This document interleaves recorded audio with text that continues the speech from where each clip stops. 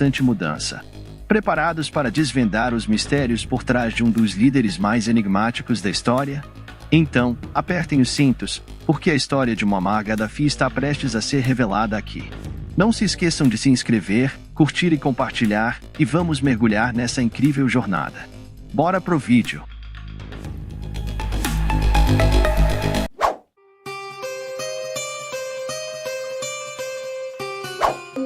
O homem conhecido pela história como Muammar Gaddafi nasceu Muammar Mohammed Abu Minya al-Gaddafi. Ele nasceu provavelmente em algum momento de 1941, embora alguns estudiosos sugiram que ele nasceu na década de 1930 ou em 1943, em uma família beduína da tribo Gaddafi, que afirmava descender do profeta Maomé, perto da vila desértica de Qasr Bodi, ao sul da cidade de Sirta, nos desertos ocidentais da Líbia. Seu pai, Mohammed Abdul Salam bin Ahmad bin Mohammed, conhecido como Abu Minyar, era um pastor de cabras e camelôs. Sua mãe se chamava Aissa bin Mira. Ambos eram descendentes árabes e faziam parte das comunidades rurais pobres que compunham a maioria da Líbia italiana. Gaddafi nasceu em uma terra que, por milênios, foi ocupada por vários invasores. Ele posteriormente escreveu que os homens de sua tribo temiam o mar, recusando-se a se aproximar dele devido ao legado de invasores marítimos. As invasões mais recentes ocorreram após o declínio do Império Otomano no início do século XX. A Líbia, então conhecida como Trípoli, havia sido por muito tempo uma região semi-autônoma do Império Otomano, às vezes funcionando mais como um estado independente do que como parte do império liderado pelos turcos. Essa independência foi ameaçada em 1902, quando as potências europeias dividiram a África em esferas de influência em suas discussões. Os líderes europeus concluíram que a Itália tinha uma reivindicação legítima ao território conhecido como Líbia. Os italianos viam a Líbia como legitimamente deles, alegando propriedade com base em sua descendência dos romanos, que haviam conquistado o território mais de 1000 anos antes. À medida que o interesse italiano em conquistar a Líbia crescia, o território era dividido por divisões, pois a Revolução dos Jovens Turcos abalava o Império Otomano.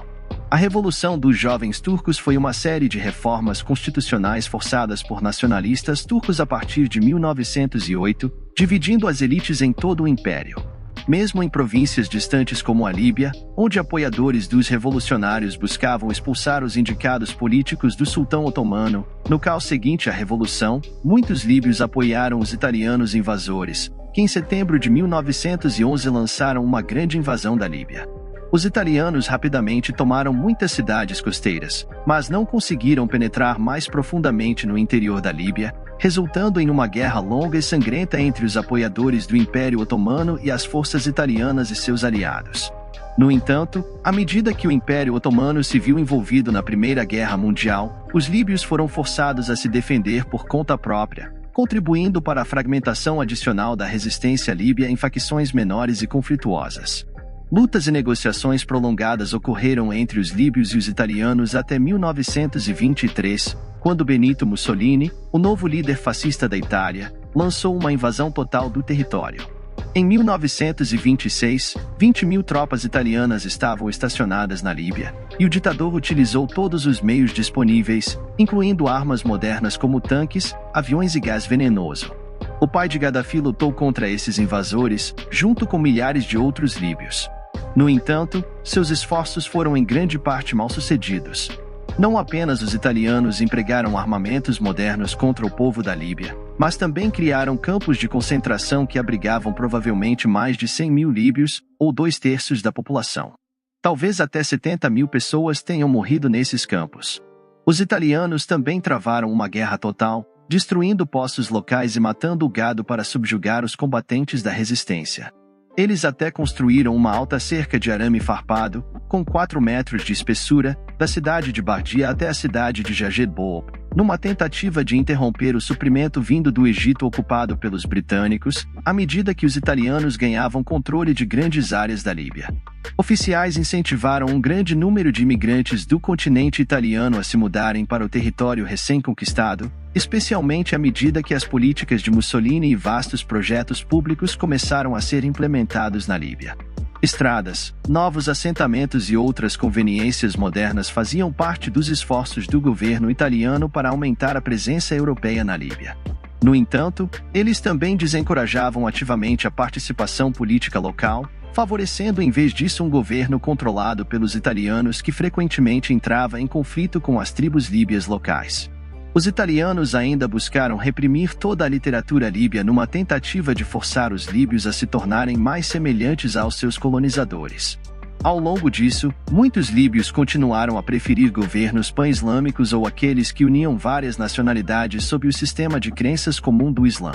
No entanto, uma parte crescente da população líbia, especialmente a geração mais jovem que chegou à idade adulta após o colapso do Império Otomano em 1918 e a ocupação italiana, passou a favorecer o nacionalismo árabe ou a crença em um Estado-nação com base na etnia árabe em vez de baseado na religião. Os primeiros esforços para criar um Estado-nação independente na Líbia ocorreram em novembro de 1918, quando a República de Trípoli foi formada e declarou sua independência, tanto do Império Otomano quanto das potências europeias. No entanto, nenhum reconhecimento veio das potências europeias, principalmente porque os britânicos, em 1915, haviam prometido aos italianos o controle da Líbia para obter seu apoio durante a Grande Guerra. O resultado foi a ocupação italiana e a repressão da atividade política local, levando muitos líbios ao exílio nas décadas de 1920 e 1930. Esses exilados líbios conduziram uma guerra verbal ardente, embora ineficaz, contra os italianos, contribuindo para o desenvolvimento de um forte movimento nacionalista líbio que mais tarde impactaria Gaddafi durante a Segunda Guerra Mundial. Poucos líbios estavam dispostos a apoiar tanto os aliados quanto o eixo, ambos os lados contendo ex-inimigos, os aliados tendo tanto os britânicos quanto os franceses, que haviam permitido que a Itália conquistasse a Líbia, e o eixo tendo a Itália. Os líbios forneceram alguma assistência aos aliados em troca de promessas de independência após a guerra. No entanto, a confiança nas promessas europeias nunca foi muito forte entre muitos na comunidade líbia. Após a guerra, a Líbia foi dividida em esferas de controle pelos britânicos e franceses. Gaddafi, ainda criança, talvez tenha visto alguns dos soldados dessas duas potências aliadas. Nos próximos 10 anos, negociadores britânicos, franceses, italianos e americanos continuaram a debater o futuro da colônia italiana. As autoridades italianas e britânicas inicialmente favoreceram o retorno da colônia a um status colonial dividido. No entanto, esses planos falharam quando foram contestados por outras partes, embora a política líbia permanecesse dividida por região. Com alguns apoiando a divisão da Líbia em 3 nações separadas, um crescente clamor pela independência foi reconhecido pela Assembleia Geral das Nações Unidas em 21 de novembro de 1949. Após um debate prolongado e sério, os delegados pediram que a Líbia se tornasse um Estado independente e soberano até 1º de janeiro de 1952. Após a nomeação de uma comissão composta por delegados internacionais e líbios, o progresso em direção à independência foi rápido. A Assembleia Nacional da Líbia, em 7 de outubro de 1951, aprovou a formação de uma monarquia hereditária constitucional dentro do sistema federal, e King Idris de Fast, anteriormente conhecido como Muhammad, foi escolhido como o primeiro monarca da Líbia, e o Islã foi declarado a religião oficial do Estado. Durante este período, a Líbia permaneceu uma aliada sólida do Ocidente, proporcionando uma aliança estável para as potências ocidentais preocupadas com a expansão da Guerra Fria entre os Estados Unidos e a União Soviética, embora inicialmente prejudicada pela pobreza e desunião. Gradualmente, o Estado líbio parecia estar caminhando para uma maior prosperidade, à medida que acordos com a Itália e a descoberta de petróleo em 1959 proporcionavam ao rei Idris uma maior segurança econômica. No entanto, em vez de liberalizar com a economia em expansão, o rei Idris apertou seu controle sobre o Estado, combatendo os esforços para gerar reformas políticas e sociais. Muitos líbios ficaram indignados porque grande parte do lucro excedente gerado pelo petróleo ia para os bolsos dos ocidentais, apesar de as empresas ocidentais fornecerem a maior parte do investimento. O desenvolvimento do petróleo também aumentou as disparidades de riqueza entre os líbios, o que frustrou ainda mais muitos jovens líbios que viam seu governo como ultrapassado e nas mãos das potências ocidentais. Ao longo dos anos 1960, essas tensões entre o governo do rei e o povo apenas aumentaram, levando muitos a buscar uma nova solução para a corrupção dos funcionários do rei. Esses problemas foram inflamados ainda mais pela disseminação do nacionalismo pan-árabe, uma ideologia baseada na ideia de que os árabes poderiam recuperar sua antiga glória se unissem em toda a região contra os estrangeiros. Esse sistema de crenças ganhou maior adesão, especialmente entre os jovens árabes do norte da África e do Oriente Médio, especialmente após a humilhação das forças árabes pelas forças israelenses durante a Guerra dos 6 Dias, travada entre 5 e 10 de junho de 1967. Muitos árabes ficaram furiosos com a resposta do Ocidente à vitória de Israel. Todos esses fatores contribuíram para criar a tempestade perfeita necessária para uma revolução. Enquanto cuidava dos rebanhos de sua família, Gaddafi observava como seu amado povo parecia sucumbir à influência ocidental e à corrupção local. Gaddafi recebeu sua educação em uma escola primária muçulmana local, onde a lenda conta que ele era menosprezado por suas raízes beduínas. Supostamente, ele dormia na mesquita local à noite. Nos dias escolares, Gaddafi retornava à sua família nos fins de semana, onde vivia principalmente com sua mãe e 3 irmãs. Seu pai, agora um comerciante, frequentemente viajava e ficava fora de casa. Gaddafi era ferozmente orgulhoso de seu povo e de sua herança árabe-muçulmana. Provavelmente, ficou enfurecido com as histórias que seu pai e outros contavam sobre as atrocidades cometidas pelos italianos e outros ocidentais durante o período da Segunda Guerra Mundial. Ele talvez tenha lamentado quando o Estado de Israel foi criado com sucesso em 1948, significando a perda da Palestina como um Estado árabe. Apesar de todas as derrotas sofridas pelos árabes, uma estrela brilhante parecia brilhar no mundo árabe, o líder egípcio Gamal Abdel Nasser. O novo presidente do Egito, que organizou um golpe para derrubar o rei egípcio Faraó em 1952, quando Gaddafi tinha cerca de 10 anos. Gaddafi tornou-se um ouvinte ávido do programa de rádio A Voz dos Árabes, um programa originário do Cairo, Egito, que apoiava o regime de Nasser. Na adolescência, Gaddafi encontrou seu herói em Nasser. Os esforços de Nasser para expulsar a influência ocidental no Egito, socializar a nação e unir os árabes no Oriente Médio e Norte da África eram empolgantes para o jovem discípulo da Líbia. Segundo Gaddafi, foi durante esses anos que ele começou a vislumbrar a si mesmo, mudando sua nação e se tornando um herói como Nasser, mesmo sendo um simples estudante no oeste rural da Líbia. Gaddafi organizou protestos estudantis locais durante a crise de Suez de 1956, também conhecida como a Segunda Guerra Árabe-Israelense ou a agressão tripartite em muitas casas árabes. Os protestos começaram no final de 1956, quando Israel, Reino Unido e França invadiram o Egito em uma tentativa de capturar o canal de Suez e derrubar Nasser, que havia nacionalizado o canal, que era de propriedade de potências estrangeiras. Israel buscava principalmente encerrar o bloqueio de Nasser ao seu porto no Estreito de Teherã. A invasão foi um fracasso para os europeus e apenas fortaleceu a reputação de Nasser na mente de muitos jovens árabes, como o jovem de 15 anos Gaddafi. Também enfureceu muitos líbios, e protestos violentos eclodiram por todo o país após os líbios descobrirem que autoridades britânicas consideraram usar suas bases na Líbia para atacar o Egito. Gaddafi provavelmente aplaudiu os tumultos e protestos, acreditando que a nação estava se libertando do domínio das potências ocidentais. Gaddafi era visto como um líder entre seus pares e era conhecido por sua personalidade forte. Muitos de seus colegas, assim como ele, desejavam libertar a Líbia derrubando eventualmente o rei Idris. Na adolescência, Gaddafi se matriculou na escola secundária de Saba em Feaza, Gaddafi. Ali, ele e seus amigos formaram o que chamavam de Comitê Central e realizaram reuniões secretas para discutir as ideias políticas do presidente Nasser e talvez de outros pensadores árabes proeminentes, enquanto também planejavam derrubar a monarquia líbia. À medida que seu movimento se expandia, ele dividia seus seguidores em células de operativos revolucionários. Embora ainda carecesse de grande parte da estrutura de um movimento verdadeiramente revolucionário, Gaddafi estava mostrando promessa como líder dos nacionalistas árabes líbios.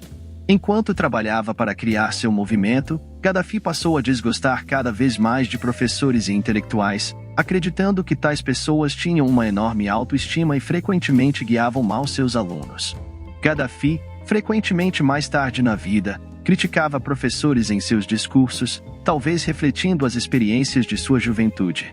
Em 1961, Gaddafi foi expulso de sua escola por liderar um protesto estudantil contra a Síria, retirando-se da República Árabe Unida, que havia estabelecido com o Egito em 1958.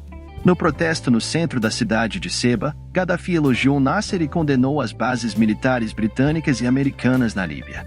Seu discurso não apenas o expulsou, mas também o proibiu de estudar em sua província natal.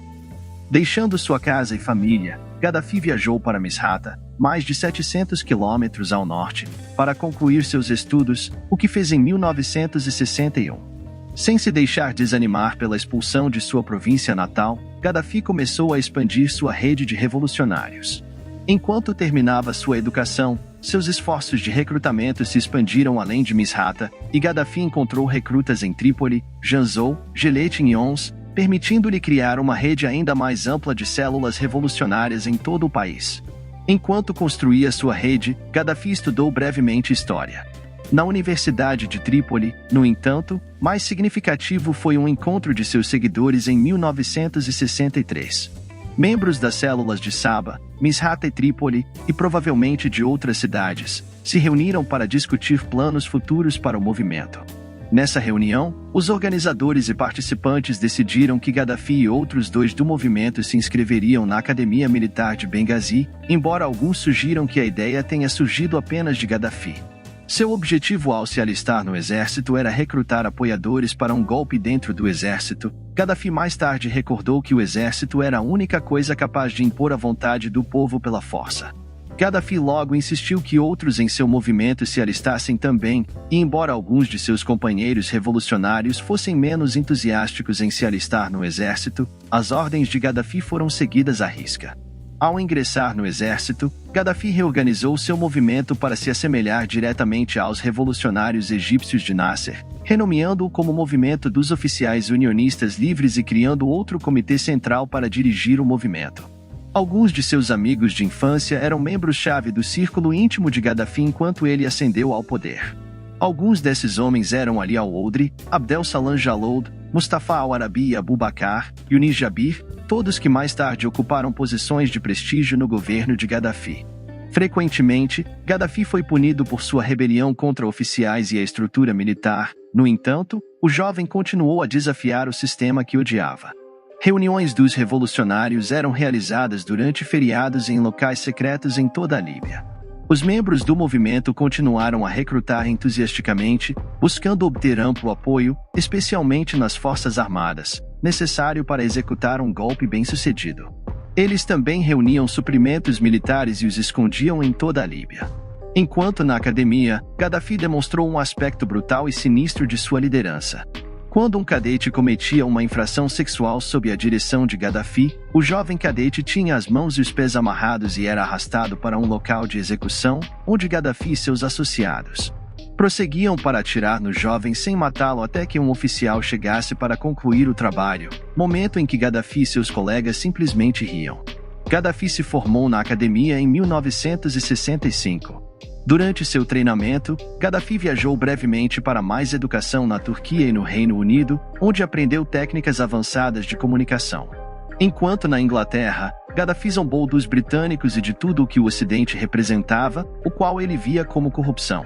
Durante o período de 1965 a 1969, recrutas continuaram a ingressar no movimento de Gaddafi, assim como munição e suprimentos governamentais roubados. No início de 1969, Gaddafi havia terminado de sonhar com a revolução. Ele estava pronto para colocá-la em prática. Ele e seu círculo interno acreditavam ter apoio suficiente em toda a estrutura militar líbia para realizar com sucesso o sonhado golpe. Múltiplas datas para o golpe foram planejadas. No entanto, cada vez que eventos surgiam, era necessário adiá-lo. Líderes militares leais também ouviram rumores de um possível complô, e Gaddafi foi questionado várias vezes e colocado sob vigilância. Muitas vezes, Gaddafi e seus colegas líderes quase foram capturados durante encontros secretos. Talvez tenha sido a juventude e a falta de controle rígido que pouparam o movimento de uma rápida repressão pelas autoridades militares. Altos funcionários militares mais tarde recordaram que tinham certeza de que Gaddafi e seus seguidores estavam tramando um golpe. No entanto, acreditavam que era um devaneio, algo que nunca poderia ser realizado. Os oficiais estavam equivocados quando, em 1º de setembro de 1969, Gaddafi e seus seguidores lançaram sua revolução. Gaddafi estava tenso no início do golpe, mas confiava em sua fé em Alá, a quem acreditava estar ao seu lado. Gaddafi recordou que uma transmissão de rádio do Egito incluía o verso corânico: Alá não negará aos fiéis a sua recompensa. Gaddafi viu isso como um sinal e confiou que, às 2h30 da manhã, a hora previamente acordada para o golpe, ele e seus cúmplices estabeleceriam com sucesso um verdadeiro governo árabe que não se curvaria mais às nações ocidentais. Na hora previamente sinalizada, Gaddafi e seus seguidores trabalharam para controlar estações de rádio e outras redes de comunicação essenciais para o governo. Houve erros durante todo o processo. Conspiradores não chegando ao destino correto, oficiais escapando da prisão e inúmeros outros problemas assolaram o golpe. No entanto, o governo líbio, tão dividido e impotente, desmoronou diante dos conspiradores determinados. Rei Idris, que estava longe do palácio, recorreu aos britânicos em busca de ajuda. No entanto, os oficiais britânicos tinham pouco apetite para qualquer intervenção no Oriente Médio. A monarquia tinha caído rapidamente, e Gaddafi e seus seguidores agora detinham controle absoluto do Estado. Os líbios despertaram em 1º de setembro de 1969 com a voz de Gaddafi. Em seus rádios, ele falava de maneira envolvente, declarando que a Líbia é uma república livre e autônoma. Ela avançará no caminho da liberdade, na senda da unidade e da justiça social. Com a ajuda de Deus, a prosperidade e a igualdade serão vistas governando a todos nós. Nas semanas seguintes, Gaddafi e seu círculo trabalharam para se apresentar ao povo como governantes ideais. Gaddafi construiu seu apoio a partir de um grupo de líbios educados de classe média que rapidamente aceitaram as ideias do nacionalismo pan-árabe. Muitos foram ensinados por professores nacionalistas do Egito, Palestina e Sudão, que foram contratados para trabalhar nas escolas da Líbia antes do golpe. Muitos também fizeram o que Gaddafi fez quando adolescente e ouviram transmissões de rádio de grupos em todo o Oriente Médio que defendiam uma mudança em direção à União Árabe.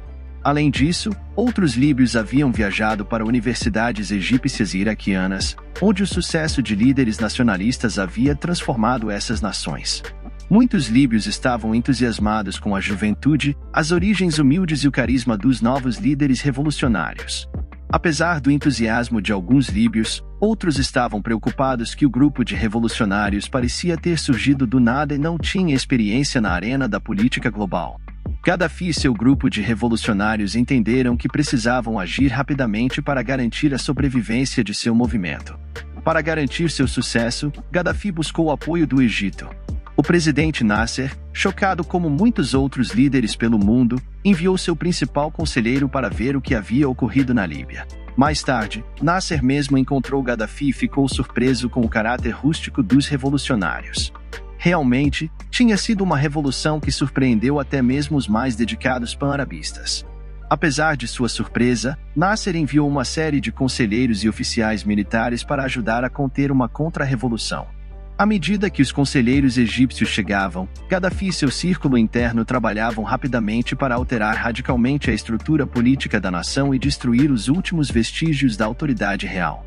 Ele e seus amigos prenderam centenas de pessoas, incluindo membros da família real, políticos, funcionários do governo e oficiais do exército que representavam a menor ameaça na época. As punições impostas a esses opositores foram leves, embora Gaddafi e seus revolucionários humilhassem seus adversários realizando julgamentos públicos televisionados em toda a nação. Além disso, Gaddafi ajudou a quebrar a influência dos líderes tribais líbios na política. Ao redesenhar as fronteiras administrativas para romper intencionalmente com as tradicionais fronteiras tribais e substituir os funcionários da cidade por seus próprios apoiadores, a Universidade Islâmica de Al-Beida, um local de pensamento opositor, foi fechada e o exército foi fortalecido. Enquanto reprimia a oposição, Gaddafi buscou fortalecer sua própria posição. Assumindo o posto de coronel, o mesmo posto que Nasser detinha, Gaddafi assumiu o comando do exército ao mesmo tempo em que um governo civil era formado. Seus colegas conspiradores, que haviam sido prometidos que, após o golpe, o poder seria devolvido ao povo, começaram a perceber que Gaddafi não tinha intenção de devolver seu poder. Alguns dos recém-nomeados líderes civis tentaram realizar outro golpe em dezembro de 1969 para derrubar Gaddafi. No entanto, foram recebidos com um fracasso desastroso. Até alguns de seus aliados mais próximos ficaram irritados com as ações de Gaddafi, especialmente Mohamed Najim, um forte defensor da democracia. Outros revolucionários ficaram incomodados com os ataques públicos de Gaddafi a seus colegas conspiradores e por seus esforços em culpar os fracassos da revolução em seus aliados. No entanto, em sua maioria, a maioria dos apoiadores de Gaddafi permanecia maravilhada com seu líder e sua genialidade em superar todas as probabilidades para derrubar o rei e seus apoiadores apoiados pelo Ocidente. Enquanto alguns líbios estavam aterrorizados com Gaddafi controlando a nação, muitos estavam exultantes com os ataques às instituições ocidentais no país. Bases militares estrangeiras foram fechadas e os britânicos foram finalmente expulsos em março de 1970, os americanos seguindo alguns meses depois, junto com a última comunidade judaica líbia. Também foram banidos os colonos italianos. Os bens e ativos daqueles que foram expulsos foram apreendidos pelo regime de Gaddafi, que declarou que era meramente anticolonialismo que motivou as apreensões. O capital bancário estrangeiro na Líbia, assim como as instalações de petróleo, foram apreendidos, sendo as instalações de petróleo nacionalizadas para o Estado líbio. Gaddafi, sempre um homem profundamente religioso, também lançou um audacioso ataque contra a influência cultural ocidental, atacando e fechando cassinos e clubes noturnos, enquanto também proibia álcool de acordo com certos ensinamentos islâmicos. Em 1972, a Lei Sharia, ou Lei Religiosa Islâmica, foi estabelecida em substituição ao sistema secular do rei. Gaddafi também fundou a Sociedade Islâmica de Chamado, um órgão missionário muçulmano financiado com dinheiro do petróleo líbio que produzia propaganda a favor do Islã e da Líbia. Enquanto alguns líbios ficaram indignados com o ataque aos seus direitos, muitos outros estavam entusiasmados com a restauração da autoridade religiosa e a expulsão do Ocidente da Líbia. Muitos anos de aspirações imperiais haviam endurecido os sentimentos da maioria dos líbios em relação ao Ocidente. Os ocidentais eram colonizadores e conquistadores que frequentemente quebravam suas promessas e permitiam a corrupção nos governos locais. Gaddafi capitalizou esses sentimentos para consolidar seu próprio poder e incentivar o apoio em massa para seus planos. Gaddafi e seus apoiadores mais próximos mobilizaram o Estado para proibir toda atividade política não aprovada por seu círculo interno, sendo a lei mais dramática a Lei nº 71. Essa lei, criada em 1972, ordenava a pena de morte para qualquer líbio envolvido em atividades políticas partidárias, uma lei que permaneceu em vigor até a queda de Gaddafi em 2011. Os sindicatos não oficiais também foram proibidos pelos revolucionários, sendo que apenas os sindicatos aprovados eram monitorados de perto pelo Ministério do Trabalho do governo. A imprensa livre foi prejudicada, com 10 grandes jornais sendo fechados por ordem do Estado. Mesmo as gráficas aprovadas pelo Estado eram rigidamente censuradas, garantindo que apenas as mensagens do Estado pudessem ser divulgadas. No entanto, mesmo em meio a essas mudanças, houve pouco planejamento formal sobre como reconstruir a nação ou estimular a economia. Enquanto medidas autoritárias eram implementadas, a economia entrava em colapso e o desemprego disparava. Parecia que o caos estava descendo rapidamente sobre a Líbia, e muitos líbios começaram a desconfiar dos jovens revolucionários. Era uma coisa falar de ideais do nacionalismo árabe. Era outra torná-los realidade. Até mesmo um governo outrora popular começou a perder seu apelo quando o progresso parecia estagnado. À medida que essas crises ameaçavam a nação, Gaddafi começou a afirmar seu controle sobre seus colegas revolucionários. Cada vez mais de seus antigos aliados estavam ofendidos com a maneira autoritária de Gaddafi e suas atitudes tirânicas. Um número maior de seus aliados começou a se queixar de Gaddafi e de seus frequentes acessos infantis em reuniões. Para aqueles que permaneceram leais, foram incorporados a um novo movimento político que Gaddafi estava gradualmente organizando para marginalizar os oficiais unionistas livres. Muitos dos membros da nova ordem incluíam membros da família e outros grupos que não haviam participado inicialmente da revolução enquanto Gaddafi ganhava controle político. Gaddafi ficou desapontado que a revolução que ele queria ocorrer na estrutura social da sociedade não estava acontecendo. Muitos líbios, embora gostassem de seu discurso anti-ocidental e pró-muçulmano, não estavam dispostos a alterar drasticamente suas vidas para apoiar a visão de Gaddafi de uma mudança social dramática. Isso levou Gaddafi, em 1972, a ameaçar renunciar, após o que ele viajou para o Egito por um curto período. Ao retornar, os líderes revolucionários informaram a Gaddafi que haviam aceitado sua renúncia. Enfurecido, Gaddafi lembrou ao Comitê Central que eles não foram eleitos, ao que eles lembraram a Gaddafi que ele também não foi. Indignado, Gaddafi retrucou: "Eu tenho apoio popular e entregarei minha renúncia diretamente ao povo." O comitê, talvez sentindo um momento para destituir seu líder, concordou com a proposta de Gaddafi e organizou uma reunião especial perto de Trípoli em 16 de abril de 1973 para que o povo ouvisse a renúncia pública de Gaddafi. A reunião seria realizada na tranquila cidade de Zuvara. No dia marcado, Gaddafi tomou seu lugar no palco e, ao se levantar para falar, chocou todos os seus ouvintes. Em vez de renunciar, Gaddafi ousadamente pediu por uma mudança para salvar a revolução e mudar a apatia do povo líbio. Gaddafi declarou que era a hora de uma revolução cultural. Ao lançar sua nova revolução, Gaddafi, nas palavras de um historiador, iniciou uma intensa personalização da política que se tornou a marca da sociedade líbia até 2011. Em seu programa, Gaddafi declarou que haveria 5 pontos principais. Primeiro, todas as leis existentes seriam substituídas por decretos revolucionários. Segundo, todos os elementos antirrevolucionários da sociedade seriam reprimidos pelo Estado. Terceiro, uma revolução seria apoiada para destruir o Estado administrativo atual e todos os aspectos da sociedade burguesa. Quarto, o povo seria armado em massa para formar uma grande milícia para proteger a revolução. E, finalmente, a remoção de todas as ideias que contradiziam o Corão. Em cada cidade, comitês seriam formados, eleitos pelo povo e controlariam todos os aspectos da sociedade, purgando das posições de liderança aqueles prefeitos, administradores escolares e líderes locais que haviam sobrevivido às purgas anteriores. Gaddafi instou seus apoiadores nas universidades a rasgar todos os livros importados que não expressassem o arabismo, o islamismo, o socialismo e o progresso. Até agosto de 1973-2000, comitês haviam sido formados e inúmeros opositores do regime foram presos, assim como dezenas de acusados de sedição. Pela rivalidade pessoal nos comitês, em vez de enxugar a burocracia, o governo havia quase dobrado de tamanho, permitindo que controlasse quase todos os aspectos da vida social. Enquanto o aparato estatal se expandia rapidamente, a milícia proposta por Gaddafi havia alistado mais de 40 mil novos recrutas no primeiro ano.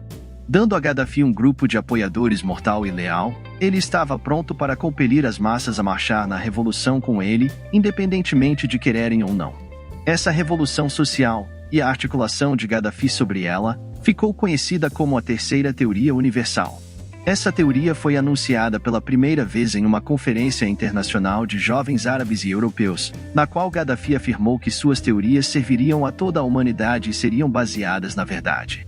Suas teorias buscavam navegar pelo espectro político entre o comunismo e o capitalismo e eram, na visão de Gaddafi, uma nova via do meio. Gaddafi argumentou que o capitalismo transformou as sociedades em um circo que entregou ao indivíduo sem restrições, enquanto o comunismo transformou os humanos em meras ovelhas controladas pelo governo. Gaddafi argumentou que suas teorias funcionariam melhor para os países considerados do terceiro mundo e poderiam ajudar essas nações a terem a melhor chance de resistir a nações mais fortes e opressoras. As ideias de Gaddafi estavam profundamente ligadas à sua fé islâmica, e a premissa predominante da Terceira Teoria Universal era que, para ter sucesso, a humanidade precisava retornar ao reino de Deus. No entanto, a teoria de Gaddafi era principalmente socialista, com uma forte dose de Islã adicionada à mistura, e Gaddafi tinha confiança de que sua nova invenção era a única maneira para o terceiro mundo resistir ao imperialismo e à atração do capitalismo e comunismo. Enquanto seus seguidores a elogiavam, a teoria recebeu críticas significativas por sua falta de originalidade e sua natureza confusa. Gaddafi posteriormente articulou ainda mais suas ideias em sua obra intitulada O Livro Verde, uma série de 3 partes publicada pela primeira vez em 1975, que articulava as ideias de Gaddafi sobre como construir um mundo melhor em termos políticos, econômicos e sociais. O livro argumentava que, para a sociedade ter uma verdadeira democracia, ela deve ser apátrida. Gaddafi acreditava que parlamentos e partidos obstruíam o progresso das pessoas e criavam divisões. Em vez disso, Gaddafi sugeriu que a melhor abordagem era ter um governo formado por pequenos comitês nos quais cada cidadão participasse, algo que ele acreditava que a Líbia estava alcançando. Ele também argumentou que os salários deveriam ser abolidos e que qualquer coisa que pudesse explorar outro ser humano deveria ser expressamente proibida. No Livro Verde, Gaddafi também expressou suas opiniões sobre a sociedade, promovendo a família como a base fundamental de um mundo utópico. Ele também se opôs à discriminação das mulheres, mas afirmou que homens e mulheres tinham papéis diferentes, sendo a mulher principalmente responsável pelas crianças. O Livro Verde também recebeu críticas. No entanto, a teoria funcionou para Gaddafi, pois lhe forneceu e a seus apoiadores uma articulação da revolução complexa que estavam promovendo na Líbia. Gaddafi acreditava que suas teorias políticas eram algo semelhante a um novo evangelho para a era moderna, e as massas, enquanto alguns viam suas opiniões como confusas, outros celebravam este jovem liderando uma revolução que prometia libertar um Estado Islâmico das garras das potências ocidentais. Gaddafi fez turnês de palestras em outros estados árabes e espalhou a mensagem de sua revolução para todos que quisessem ouvir. Com a popularidade que recebeu, alguns acreditavam que Gaddafi havia deixado os elogios subirem a cabeça, levando-o a acreditar que era o líder não apenas da Líbia, mas também do mundo islâmico. Alguns de seus companheiros revolucionários ficaram mais frustrados com a arrogância de Gaddafi. Alguns renunciaram e se recusaram a apoiar o novo governo. Alguns ex-amigos foram a medidas mais extremas, como tentar um golpe em 1975, que, como o golpe anterior, falhou dramaticamente, pois foi descoberto antes mesmo de começar. Gaddafi estava firmemente no poder e a rebelião não seria tolerada de forma alguma. Em 2 de março de 1977, em Ceba, Líbia, Gaddafi anunciou a declaração do estabelecimento da Autoridade do Povo, marcando o início da Jamahiriya, ou Estado das Massas. Este anúncio criou, pelo menos em teoria, o Estado idealizado por Gaddafi em seu Livro Verde. Em conjunto com o evento monumental, Gaddafi renomeou a Líbia para Jamahiriya Árabe Líbia Popular Socialista e mudou a bandeira para ser uma bandeira verde simples. Fidel Castro, o ditador cubano, foi convidado para ser o convidado especial de honra. Durante as cerimônias, Castro elogiou os líbios e multidões encheram as ruas, celebrando o início de uma nova era. Na Líbia, apesar de toda a sua fala sobre permitir que o povo liderasse, Gaddafi continuou a permanecer à frente do Estado. À medida que milhares de comitês locais começaram a funcionar, problemas surgiram rapidamente. A falta de participação da maioria dos líbios e a ambiguidade sobre quais eram as responsabilidades mesmo dos governos locais resultaram em caos. Além disso, o governo confiscou todas as terras privadas e apenas alugou aos indivíduos o que precisavam para suas necessidades de subsistência. A corrupção estava generalizada e poucos tinham fé no novo sistema. Além disso, a resistência ao sistema de Gaddafi estava crescendo. Estudantes foram às ruas protestar, assim como Gaddafi havia feito anos antes, mas desta vez para protestar contra o homem que supostamente era o salvador da Líbia. Um ano antes da transformação de Gaddafi do Estado em sua sociedade ideal, estudantes foram detidos e presos em massa em Trípoli e Benghazi por protestos menores após a mudança para o Estado líbio em março de 1977. Gaddafi tornou-se ainda mais agressivo contra os estudantes, enforcando publicamente vários estudantes envolvidos no protesto do ano anterior. As execuções ocorreram no campus da Universidade Técnica de Trípoli, com estudantes universitários sendo obrigados a assistir enquanto seus colegas de classe eram mortos. Mas a demonstração de poder não foi apenas para aqueles em Trípoli. Os eventos foram transmitidos por toda a nação ao lado de várias outras execuções públicas de supostos espiões e participantes da tentativa de golpe de 1975. O 7 de abril permaneceria o dia de execuções públicas pelo resto do reinado de Gaddafi. No entanto, mesmo quando Gaddafi demonstrava sua disposição de usar força brutal para reprimir dissidentes, ele também criou maneiras de aumentar seu poder e proteger sua revolução.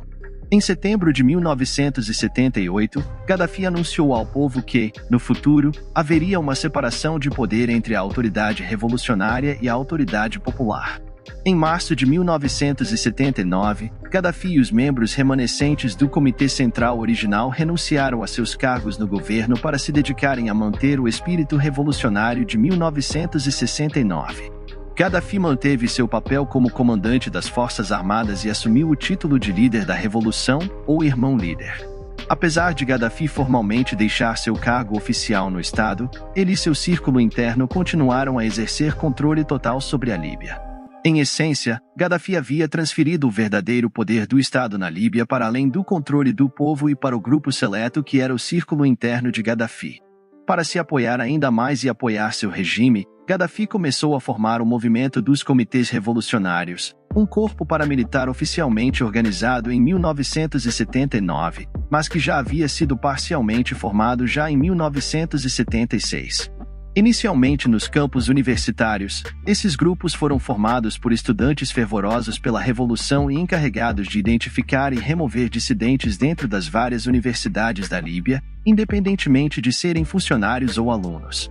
Gaddafi declarou em 1978 que esses revolucionários deveriam estar em todos os lugares, secretos ou públicos, para cumprir o dever de instigar as massas a se revoltarem para tomar o poder e destruir qualquer organização que estivesse no caminho. Em resumo, Gaddafi havia criado sua própria polícia secreta, armada com devoção à Revolução de Gaddafi, que eliminaria qualquer detrator do regime antes que se tornasse uma ameaça. Gaddafi batizou esses novos recrutas de profetas da Era das Massas. Logo, Gaddafi dotou esses comitês com controle absoluto na seleção da liderança dos comitês e congressos populares locais, a fim de gerenciar cuidadosamente esses revolucionários. Para se proteger do regime, Gaddafi criou o Escritório de Ligação dos Comitês Revolucionários, uma junta de supervisão composta por membros da família e membros da tribo de sua família, todas pessoas que tinham um interesse profundo na sobrevivência de Gaddafi. Astutamente, Gaddafi colocou um de seus parentes e apoiadores mais leais, Mohamed Majou, à frente deste escritório e proibiu a comunicação entre as células revolucionárias. Tudo tinha que passar pelo escritório central, protegendo assim Gaddafi de uma revolta interna. O ex-revolucionário não estava interessado em lidar com um golpe contra si mesmo. À medida que os comitês revolucionários se espalhavam pela sociedade líbia, eles infiltravam escolas, salas de comitês, local de trabalho e centros de mídia. O declínio da imprensa livre resultou em um fluxo controlado pelo estado de propaganda nas casas dos líbios comuns. Nenhum repórter ou locutor de notícias tinha permissão para ganhar muita popularidade antes de ser removido por Gaddafi. Em essência, Gaddafi e seu novo grupo de revolucionários reformaram a sociedade para criar um mundo onde os líbios estavam desconectados do mundo exterior e da realidade de seu próprio mundo. Até 1980, o isolamento dos líbios estava quase completo, já que os comitês revolucionários de Gaddafi receberam instruções para liquidar qualquer oposição à revolução. Os seguidores de Gaddafi lançaram uma onda de terror na tentativa de erradicar a oposição. Milhares foram presos, e um clima de medo se instalou sobre a população da Líbia. Nem mesmo os vários colonizadores imperiais haviam conseguido alcançar um controle tão absoluto da sociedade líbia. Inúmeras histórias horríveis poderiam ser contadas sobre a opressão e o terror que os líbios enfrentaram durante o restante do reinado de Gaddafi. Execuções públicas e interrogatórios televisionados consolidaram na mente de muitos a compreensão de que lutar significava sofrer e morrer. Parecia que ninguém tinha a capacidade de desafiar o regime. Enquanto seus agentes trabalhavam para sufocar qualquer resistência, as políticas econômicas de Gaddafi estavam esmagando ainda mais a mínima prosperidade que havia sido alcançada antes de sua ascensão ao poder. A desvalorização do dinar líbio, a confiscação de propriedades privadas e a destruição do comércio privado causaram estragos incalculáveis na economia líbia. Sob a orientação de Gaddafi, o Estado passou a ocupar todos os aspectos da vida dos líbios. A escassez de produtos era comum, e o que pouco entrava nos supermercados estatais muitas vezes era de má qualidade. Gaddafi e seu regime também proibiram médicos e advogados privados, forçando todos dentro dessas profissões a trabalharem para o Estado. Empregos no setor privado foram esmagados e eliminados pelas políticas de Gaddafi. A maioria dos líbios recorreu ao Estado em busca de empregos, controlando toda a receita do petróleo. Gaddafi e seus seguidores estavam mais do que felizes em expandir o aparato estatal para fornecer mais empregos, muitos dos quais eram empregos de escritórios sem sentido. O governo fornecia tudo: trabalho, assistência médica, assistência social, moradia, carro. No entanto, as pessoas ainda eram pobres, e os salários dos funcionários públicos foram congelados em 1981, permanecendo assim até o final da década de 2000. O resultado da economia dirigida pelo Estado de Gaddafi foi a pobreza e quantias astronômicas de desperdício de fundos públicos. As políticas de Gaddafi prejudicaram não apenas as cidades, mas também as regiões rurais do país, à medida que ele incentivava a produção aumentada, resultando em reservatórios de água esgotados e terras superexploradas. Líbios ao longo da década de 1980 e até o século XXI sofreram com as ideias e a revolução de seus líderes. Enquanto Gaddafi buscava transformar a economia na década de 1980, ele usava o militar como parte de sua ferramenta, sendo há muito tempo um grande gastador quando se tratava de armamentos. Comprando grandes quantidades de armas da União Soviética, Gaddafi buscava fortalecer sua nação e regime militarizando a maioria dos líbios, começando nas escolas. Uniformes militares e temas militares eram obrigatórios nas escolas da nação. Os estudantes eram, essencialmente, recrutados para o exército. Seja tentando adquirir armas nucleares, irrigar quilômetros de deserto para terras agrícolas ou comprar segmentos da população, Gaddafi avançava com determinação e orgulho implacáveis. Ele governava a Líbia com mão de ferro, criando posições oficiais, removendo cargos, fundindo escritórios do governo, estabelecendo novos. Todos vinham sob o comando direto do irmão líder, e os líbios em todo o país entendiam que dependiam de Gaddafi para sobreviver. Gaddafi não estava satisfeito em apenas controlar a Líbia. Um verdadeiro radical, Gaddafi acreditava que sua revolução e suas forças deveriam fazer sentir seu poder no exterior, causando preocupações entre os líderes americanos de que seu estado estivesse alinhado com a União Soviética. Nada poderia estar mais longe da verdade. Gaddafi queria armas russas, mas via a Rússia como uma potência imperial a ser resistida e eventualmente destruída. Ele queria que todos o vissem como um ajudante dos oprimidos e daqueles que resistiam ao colonialismo. No entanto, mais importante ainda, ele se via como um revolucionário para o mundo árabe. Ele acreditava que sua revolução continha as respostas para esmagar Israel, expulsar os ocidentais e devolver ao Oriente Médio sua antiga glória. Sua atitude e planos para conquistar Israel foram zombados e ressentidos por líderes rivais frustrados com o jovem impulsivo da Líbia. Ele enfureceu ainda mais os líderes árabes quando, em uma celebração na Líbia em junho de 1970, ameaçou os dignitários estrangeiros presentes, incluindo seu herói, o presidente egípcio Nasser, com revolução se eles não se unissem. Nasser bateu com raiva na mesa e ordenou que Gaddafi ficasse calado. Embora brevemente lembrado de seu lugar, Gaddafi não se deixou desanimar. Ele acreditava que, após a morte de Nasser em 1970, ele mesmo ocuparia o lugar de Nasser na política internacional. Ele também declarou que a Líbia, e por extensão ele mesmo, seria o catalisador na unificação de todos os árabes em uma única nação, assim como a Prússia unificou a Alemanha e o Piemonte unificou a Itália. Enquanto o resto da região havia abandonado a visão de uma nação árabe unida, Gaddafi se agarrou a essa visão com uma tenacidade que caracterizou o resto de sua vida. Em discursos e em seus escritos, Gaddafi constantemente imaginava sua nação liderando os árabes para um futuro mais brilhante, enquanto outros líderes na região resistiam aos seus esforços para unir seus países ao seu próprio. Gaddafi começou a trabalhar nos bastidores para destruir aqueles que se opunham a ele.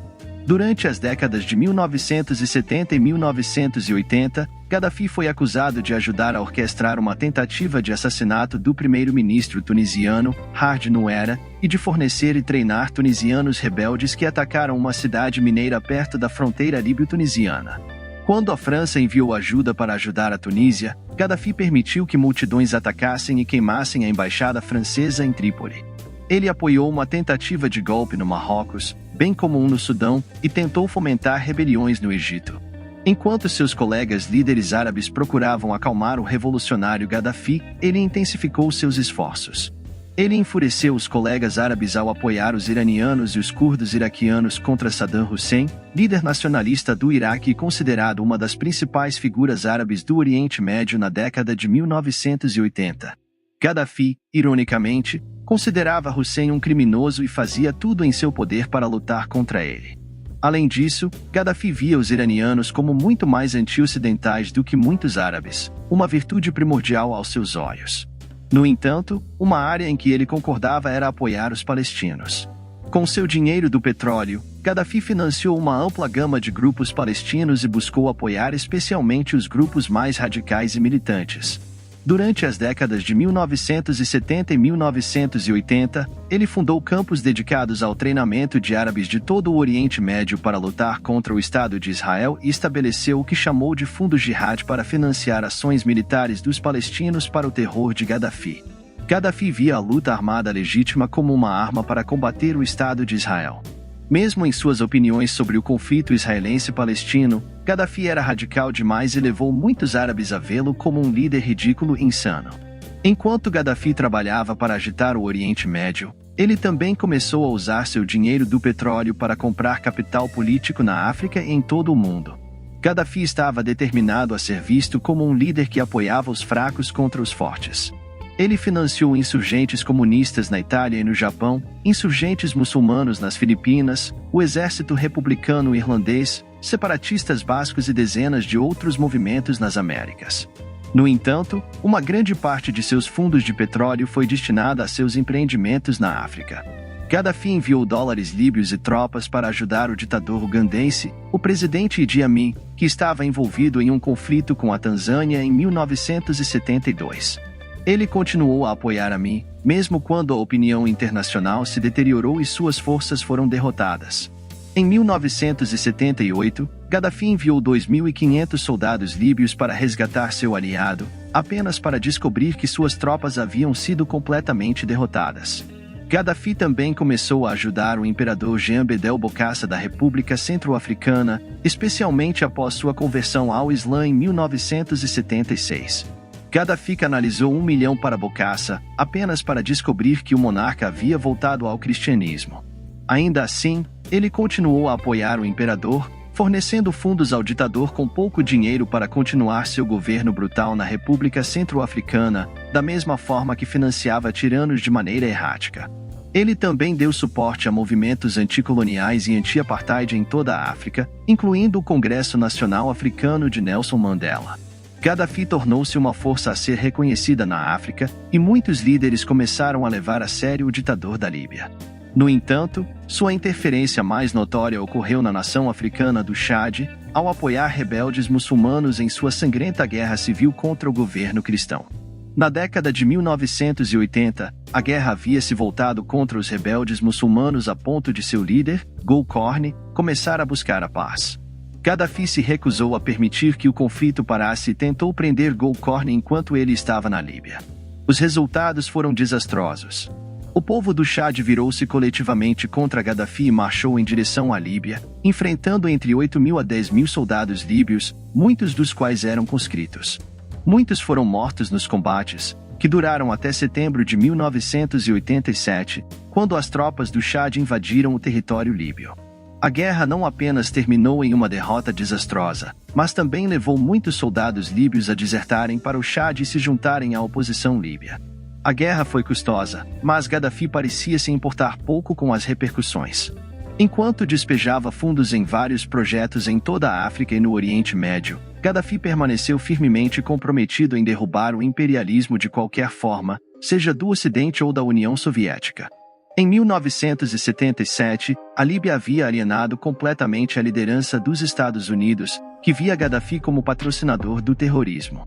As relações se deterioraram ainda mais quando Gaddafi criou um braço internacional para sua polícia secreta, que ele intitulou de Mataba Internacional, para resistir ao imperialismo, ao racismo e às forças reacionárias em 1982.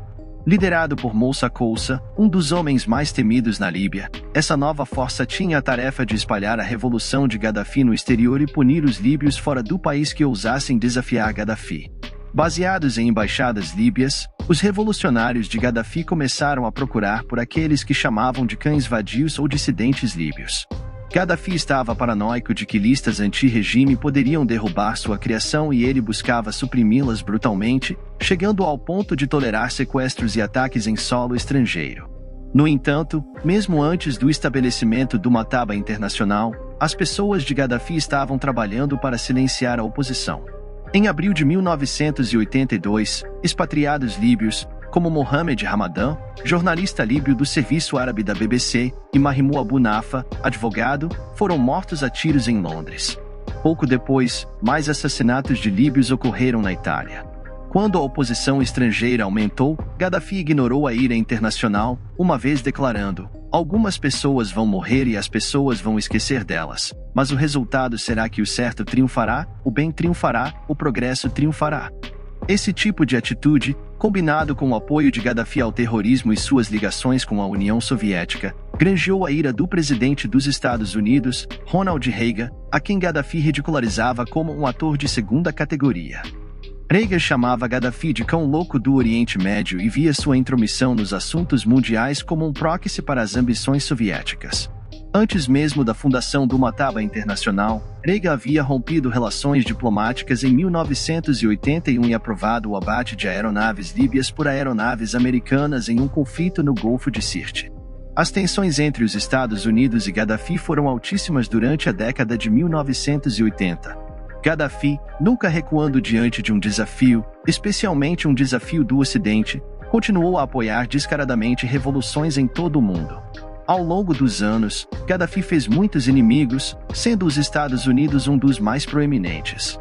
Nas décadas de 1970 e 1980, Gaddafi enfureceu os muçulmanos sunitas por suas declarações que rejeitavam qualquer coisa fora do Corão.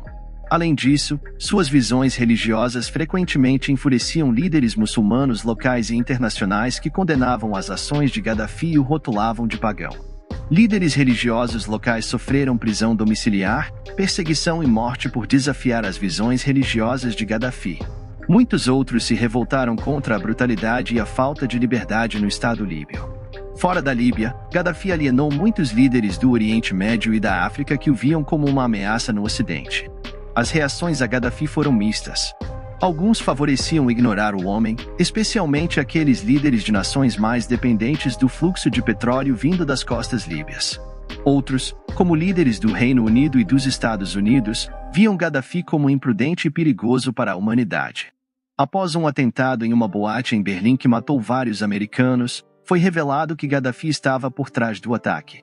Em 15 de abril de 1986, 10 dias após o atentado à boate, 18 bombardeiros F-1 dos Estados Unidos lançaram um ataque à Líbia, lançando cerca de 60 toneladas de bombas em todo o país. Gaddafi estava ciente de que um ataque estava por vir. O primeiro-ministro italiano alertou o revolucionário de meia-idade sobre o plano dos Estados Unidos. Embora os alvos fossem em grande parte militares ou o complexo de Gaddafi, algumas bombas perdidas atingiram áreas civis, matando vários civis. O próprio Gaddafi quase foi uma vítima. No entanto, o ataque foi um aviso para Gaddafi agir com cuidado. O ataque humilhou Gaddafi e demonstrou a fraqueza militar de seu país. Apesar de todos os fundos que ele tinha gasto, o ataque também abriu uma brecha para os oponentes internos de Gaddafi tentarem derrubar o ditador. Pouco apoio para Gaddafi surgiu entre o povo, e embora as insurreições tentadas tenham sido reprimidas, Gaddafi estava ciente de que havia rachaduras em seu poder. Entretanto, para o mundo exterior, Gaddafi encenou uma demonstração de aumentar suas ameaças contra os Estados Unidos. Em setembro de 1986, Gaddafi ameaçou mobilizar exércitos em todo o mundo para acirrar as tensões contra os Estados Unidos. Em 1987, ele ameaçou liberar combatentes da liberdade que morreriam como heróis lutando contra os Estados Unidos. Ele afirmou famosamente que os Yankees não têm moral, não têm consciência e não devem ser tratados como humanos. Enquanto Gaddafi enfurecia, muitos líderes árabes deixaram de demonstrar um apoio contundente ao líder da Líbia. Muitos concordaram com a avaliação dos Estados Unidos de que a Líbia deveria ser tratada como uma pária no cenário mundial e que Gaddafi era um lunático. Apesar desses sentimentos, ninguém fez nada para deter Gaddafi. Cada vez mais isolado no final da década de 1980, a revolução de Gaddafi estava desgastando as vidas de seu povo a uma taxa alarmante. Após os bombardeios em 1986, uma combinação de sanções dos Estados Unidos e a queda nos preços do petróleo inflamaram uma situação econômica já ruim. Alimentos e remédios tornaram-se mais difíceis de obter e muitos recorreram a um mercado negro já caro. A terrível situação na Líbia provocou uma resistência crescente ao regime e uma maior coordenação entre os vários grupos de oposição líbios abrigados fora das fronteiras da Líbia. Gaddafi era um radical revolucionário, mas não era tolo. Sentindo tensões crescentes em sua nação, Gaddafi começou a implementar reformas superficiais. Para apaziguar as massas, ele lançou ataques aos comitês revolucionários que, por mais de uma década, haviam feito a maioria do trabalho para mantê-lo no poder através do terror e intimidação. Gaddafi encenou a libertação de prisioneiros políticos e críticas públicas aos revolucionários. Outras reformas eram igualmente superficiais, ignorando os problemas mais urgentes em sua nação. Ele também reverteu algumas de suas políticas socialistas mais agressivas, especialmente aquelas que visavam empresas e companhias privadas, assim como a proibição do comércio privado. No entanto, muitos líbios permaneceram cautelosos depois de observar as mudanças radicais nas posições de seu líder. Enquanto as mudanças econômicas no início da década de 1990 amenizaram alguns dos problemas mais urgentes, uma nova onda de desafios rapidamente se aproximou das costas da Líbia. Em 27 de novembro de 1991, os Estados Unidos e o Reino Unido pediram que a Líbia entregasse 2 de seus cidadãos, acreditando que estavam envolvidos no bombardeio de um voo da Pan American World Airways sobre a cidade escocesa de Lockerbie, que matou mais de 260 pessoas. Além disso, pediram que a Líbia aceitasse sua responsabilidade na atrocidade e pagasse indenizações. Previsivelmente, Gaddafi ficou indignado, embora fontes posteriores indicassem que os líbios eram apenas parte de um plano terrorista maior. Gaddafi lançou uma série de discursos altamente explosivos, se autoproclamando vítima e único defensor dos árabes e dos oprimidos em todo o mundo. No entanto, as ameaças de sanções americanas e britânicas aterrorizaram Gaddafi. Sabendo muito bem quão grave era a situação econômica na Líbia, Gaddafi fez gestos conciliatórios e implorou às Nações Unidas que interviessem. Gaddafi até compartilhou seu envolvimento com grupos terroristas na esperança de obter boa vontade ocidental. Tais esforços vieram tarde demais e, em 31 de março de 1992, o Conselho de Segurança da ONU aceitou a Resolução 748, impondo uma série de sanções à Líbia. No entanto, enquanto as sanções e congelamentos de ativos em 1993 prejudicaram a economia líbia, estados europeus como Itália, Espanha e Alemanha ajudaram a proteger a principal fonte de riqueza da Líbia, o petróleo. Esses estados, os maiores importadores de petróleo líbio, pressionaram com sucesso para impedir a sugestão dos Estados Unidos de sancionar a indústria de petróleo líbia. Gaddafi, pelo menos por enquanto, conseguiu manter o controle dos eventos. À medida que as sanções começaram a surtir efeito, a insatisfação na Líbia aumentou. O terror do regime de Gaddafi e a falta de necessidades básicas levaram alguns oficiais líbios a começar a planejar um golpe. Tendo entrado em contato com grupos de oposição líbios na Alemanha, esses oficiais começaram a preparar o terreno para um golpe de maneira semelhante ao planejado por Gaddafi décadas antes. No entanto, ao contrário da monarquia, Gaddafi não arriscou. Em 11 de outubro de 1993, os conspiradores foram presos e o plano foi extinto tão rapidamente quanto começou. O que mais enfureceu Gaddafi foi que muitos dos oficiais eram de uma tribo considerada aliada próxima. Gaddafi estava determinado a fazer um exemplo que poucos esqueceriam. Durante seus interrogatórios transmitidos pela TV, Gaddafi forçou os que seriam revolucionários a afirmar que eram marionetes dos Estados Unidos e, astutamente, Gaddafi fez com que sua própria tribo os punisse, bem como suas famílias. Os elementos leais da tribo Fela, da qual muitos dos conspiradores faziam parte, destruíram as casas dos revolucionários e aterrorizaram os familiares conectados aos conspiradores. Finalmente, em janeiro de 1997, o horrível drama chegou ao fim quando 6 oficiais foram executados por pelotão de fuzilamento e 2 civis foram enforcados.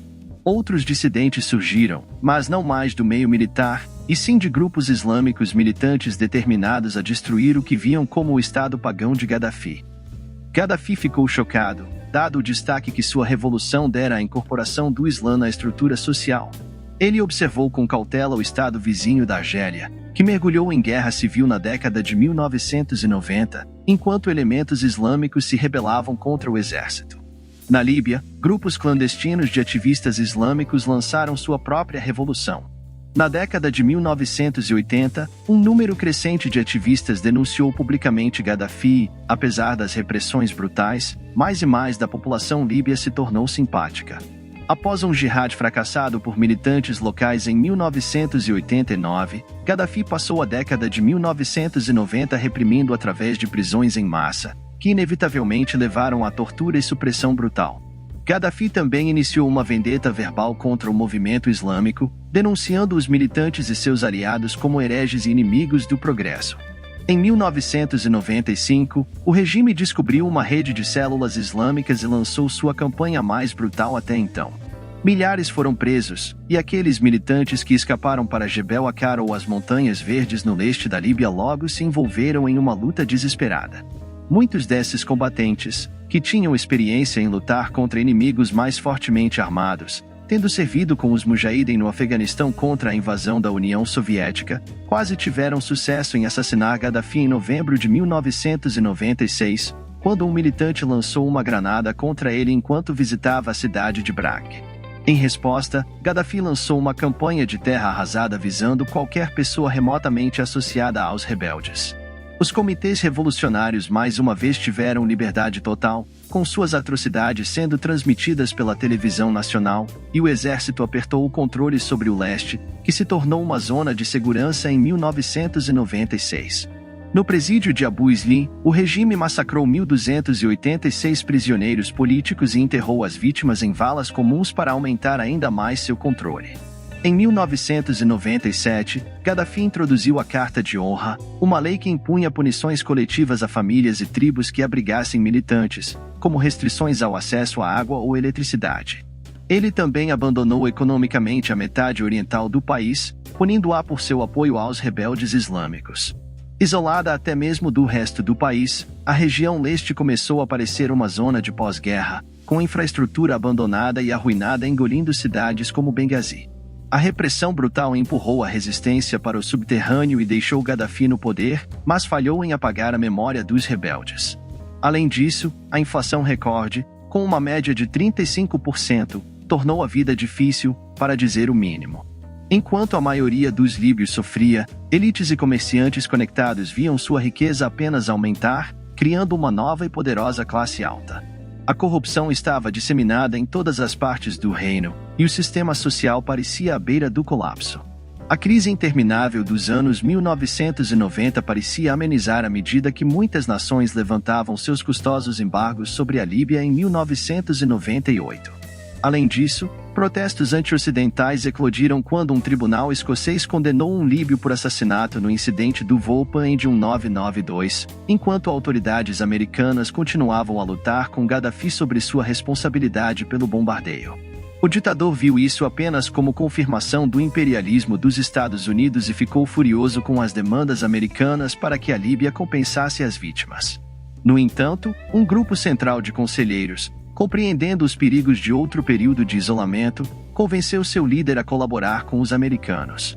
Ainda assim, Gaddafi declarou sua inocência e a da Líbia no bombardeio, ao mesmo tempo aterrorizando líderes ocidentais que, por meio de suas redes de espionagem, sabiam que Gaddafi estava desenvolvendo projetos e materiais para uma bomba nuclear.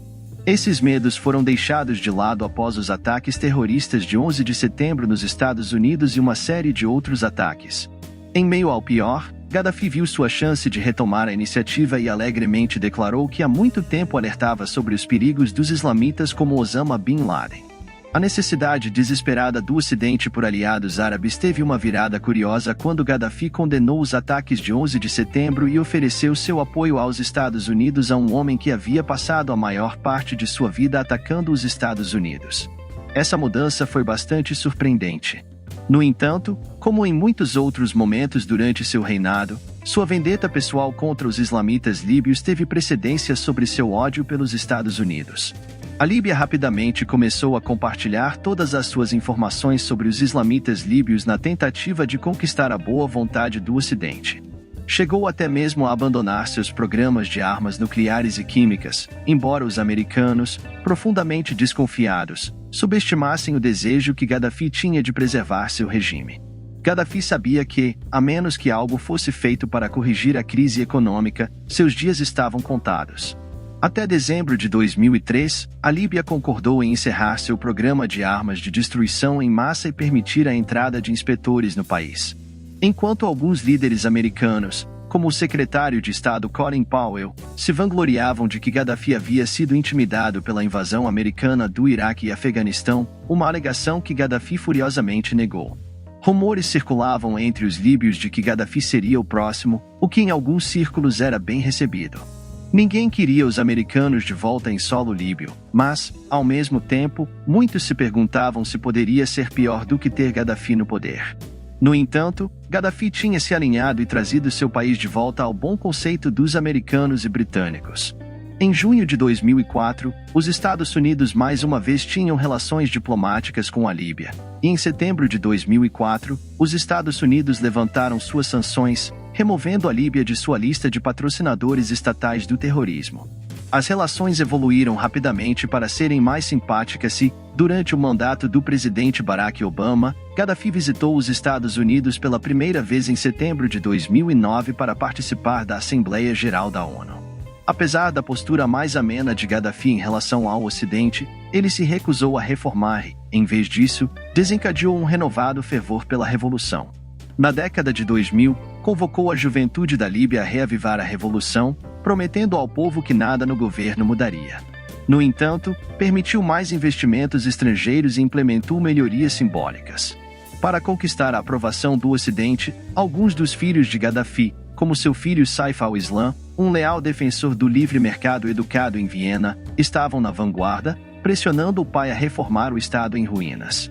No entanto, os esforços de reforma eram constantemente prejudicados por Gaddafi e seus aliados, que relutavam em abandonar os velhos métodos que haviam estado no cerne do regime por mais de 4 décadas.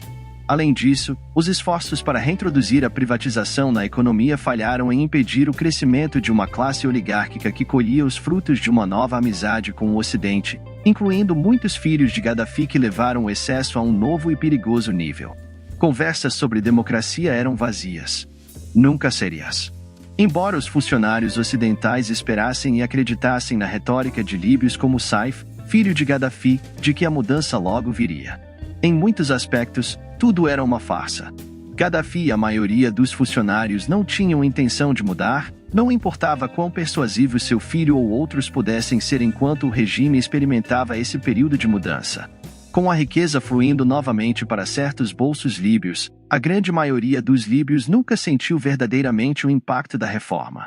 Gaddafi era errático e brutal, a maioria dependia do Estado para sobreviver, e parecia que a Líbia estava presa no tempo como um Estado retrógrado, anti-oeste e socialista. As tensões sob a superfície irromperam violentamente através do tecido da sociedade líbia quando, às 15h30 do dia 15 de fevereiro de 2011, um jovem advogado de Benghazi chamado Fatih Tarbel, que representava as famílias dos homens mortos no massacre da prisão de Abu Salim em 1996, foi preso. Seu crime foi organizar um dia de raiva, ou protesto em massa planejado para o dia 17 de fevereiro, pedindo reformas e uma constituição. Gaddafi e seus apoiadores também estavam cientes dos problemas surgindo no Oriente Médio. Tunisianos e egípcios haviam derrubado seus líderes de longa data, resultando em novos governos. Era o início do que ficaria conhecido como a Primavera Árabe. E Gaddafi talvez tenha sentido que algo precisava ser feito antes que sua nação sucumbisse também. As manifestações públicas aumentavam e Gaddafi estava agindo rapidamente para cortar a víbora da revolução. Condenou as revoluções da Primavera Árabe na Tunísia, realizou conversas públicas inúteis, mas exibicionistas, com líbios comuns e fez promessas vazias de mudança e de mais benefícios. Essas amenidades foram acompanhadas pela costumeira opressão pesada do regime, com a prisão e interrogatório de potenciais revolucionários. No entanto, ao contrário das décadas anteriores em que o Estado líbio sufocava a revolução antes mesmo de começar, Gaddafi estava muito atrasado quando a notícia se espalhou de que Terbal, um jovem advogado, havia sido detido, e a indignação se transformou em protesto direto, com multidões inundando as ruas de Benghazi.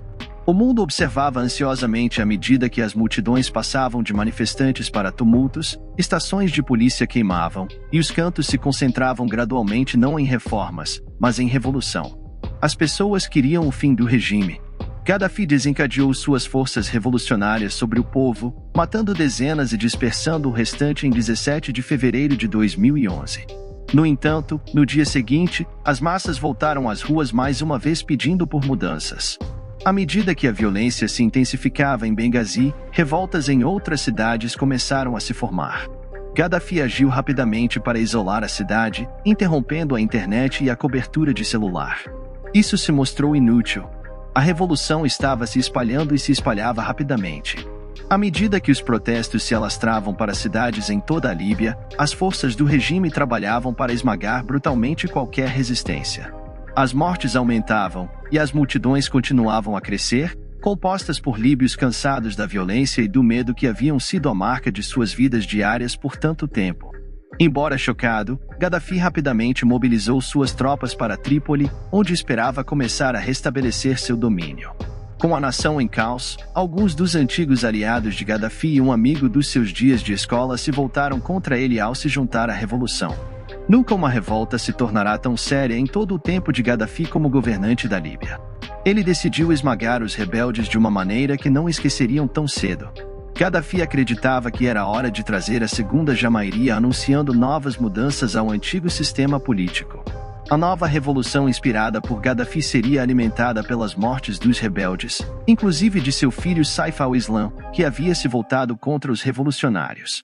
A repressão em Trípoli foi inicialmente bem-sucedida, e em breve Gaddafi e sua família haviam controlado a revolução na metade oeste da Líbia. O leste era outra questão completamente diferente. Os revolucionários no leste estabeleceram o que chamaram de Conselho Nacional de Transição, ou CNT, uma coalizão de vários grupos trabalhando juntos para derrubar Gaddafi. Muitos dos líderes dentro do CNT eram ex-funcionários de Gaddafi e reformadores que haviam desertado assim que a rebelião conseguiu resistir às repressões iniciais. Em grande parte, formado por tecnocratas que apoiavam reformas, a liderança do CNT trabalhava freneticamente para unir a oposição líbia em um campo coerente e estável. No entanto, os rebeldes careciam de armas e formação militar. Os ganhos iniciais das forças rebeldes foram rapidamente revertidos em março de 2011, e parecia que Gaddafi estava a caminho de recuperar o controle da Líbia, já que suas forças cercavam o reduto rebelde de Benghazi em 17 de março de 2011. Gaddafi declarou: "Vou terminar a batalha de Benghazi esta noite. Vou persegui-los andar por andar." Muitos observadores temiam que a cidade seria inundada com sangue civil. No entanto, mais uma vez o Ocidente interrompeu os planos de Gaddafi. Em 17 de março, o Conselho de Segurança da ONU votou por uma zona de exclusão aérea sobre a Líbia e autorizou o uso de ação militar para proteger civis, liderados pela França e pelo Reino Unido.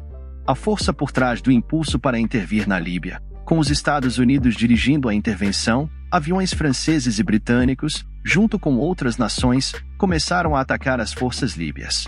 Gaddafi aproveitou o momento para declarar que o Ocidente estava se preparando para uma invasão da Líbia. Apesar do show de força, Gaddafi não estava preocupado. Estava determinado a lutar até o fim sangrento.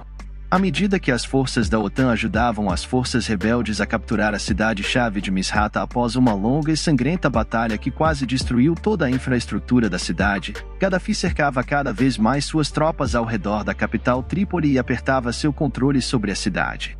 Pessoas desapareciam diariamente, e as forças do regime marchavam pela cidade. Constantemente, esforços eram feitos através de seu filho Saif para negociar com o Ocidente e os rebeldes, mas poucos estavam interessados em tais conversas. Gaddafi era visto como muito imprevisível para ser confiável. Promessas de eleições abertas e democracia pareciam vazias após os meses de devastação que haviam se abatido sobre os civis perto de Benghazi. Além disso, o CNT parecia ser um governo modelo disposto a ajudar o povo e reabrir a Líbia. Gaddafi frequentemente atacava o CNT e os condenava como colaboradores das potências coloniais. Em agosto de 2011, os rebeldes e seus aliados da OTAN cercaram quase totalmente Trípoli e começaram a marchar para a cidade. As forças de Gaddafi desapareceram e a multidão inundou as ruas em apoio à revolução e saqueou sua casa. No entanto, Gaddafi e sua família não foram encontrados em lugar algum. Quando as forças rebeldes cercaram Trípoli, Gaddafi e um pequeno comboio de apoiadores leais fugiram para sua cidade natal de Sirte, enquanto outros membros do clã Gaddafi buscaram refúgio dentro e fora da Líbia, na esperança de escapar das consequências do governo de seu pai. Enquanto isso, as forças rebeldes executaram sua vingança total contra os apoiadores de Gaddafi, destruindo as cidades de Bani Walid e Sirte. Abusos dos direitos humanos foram numerosos, e a raiva dos rebeldes por não encontrar Gaddafi em Bani Walid levou à destruição indiscriminada da cidade. A batalha por Sirte se arrastou até outubro, com as forças do regime lutando desesperadamente sabendo que a rendição resultaria em morte. Gaddafi permaneceu em Sirte, sobrevivendo com arroz e massa que ele havia encontrado entre os destroços da cidade. Ele lia o Corão e fazia ligações por ajuda em seu telefone via satélite. Ao tentar fugir de Sirte, um sobrevoo da OTAN lançou um ataque devastador que pegou o comboio de surpresa. Gaddafi foi ferido em ambas as pernas e foi arrastado para um esgoto para se esconder.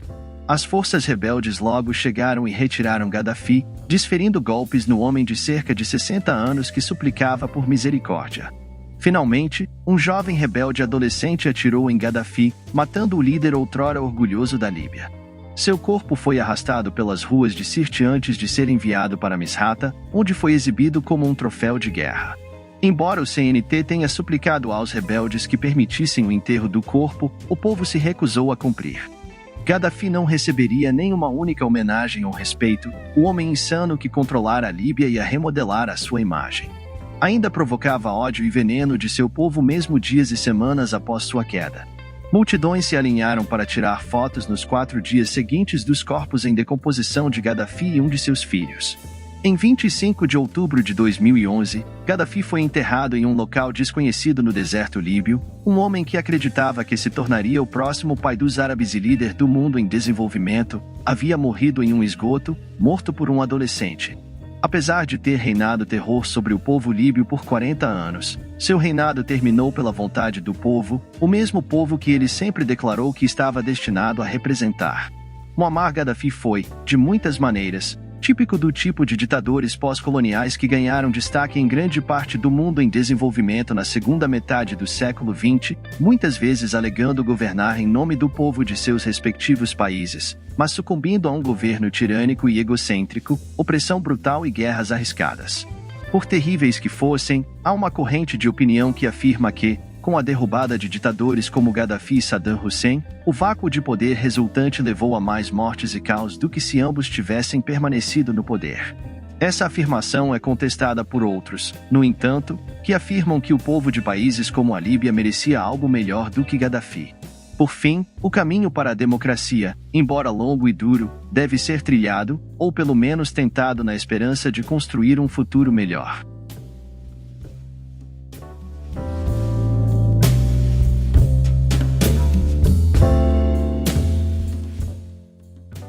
Salve família! O que vocês acharam da vida de Muammar Gaddafi? Deixem nos comentários e vamos continuar a trocar esse papo. Também se inscreva e deixe seu like. Eu tô deixando meu Pix caso queiram contribuir com o canal. Não esqueçam de se inscrever e ativar o sino para ficar por dentro de todos os lançamentos. Um forte abraço a todos e até a próxima.